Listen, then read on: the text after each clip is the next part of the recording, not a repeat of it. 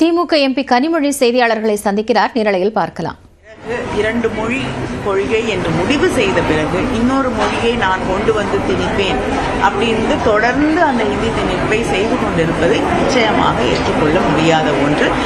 உண்மையில சொல்ல போனா கான்ஸ்டிடியூஷனுக்கு எதிராக அவர்கள் தான், ஒன்றிய அரசாங்கமும் அங்கே இருக்கக்கூடியவர்களும் தான் செயல்பட்டு கொண்டிருக்கிறார்களே தவிர நாம் இல்லை.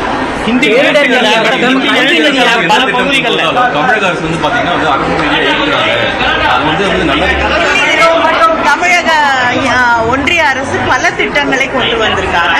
அதுல இருக்கக்கூடிய நல்ல திட்டங்களை நிச்சயமா நாம் ஆதரிக்கத்தான் செய்கிறோம். இப்ப கூட அந்த நரேகா அது ஒன்றிய அரசாங்கம் இவர்கள் கொண்டு வரவில்லை, அதற்கு முன்னால் இருந்த அரசு கொண்டு வந்த யூபி அரசாங்கம் கொண்டு வந்த திட்டம் தான். அதை இன்னும் விரிவுபடுத்த வேண்டும், பணம் நிதி ஒதுக்க வேண்டும் என்றுதான் நாம் வலியுறுத்தி கொண்டிருக்கிறோம். அதை எதுக்குலையே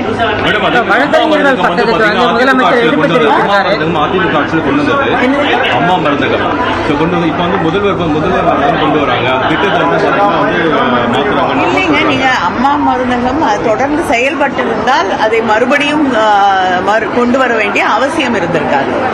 கொண்டு வந்து அவர்களுக்கு ஜெயலலிதா அவர்களுக்கு பிறகு ஆட்சியில் இருந்த எடப்பாடி அவர்கள் அதை சரியாக செயல்படுத்தி இருந்தால் அதை மறுபடியும் கொண்டு வர வேண்டிய அவசியமே இருந்திருக்காது.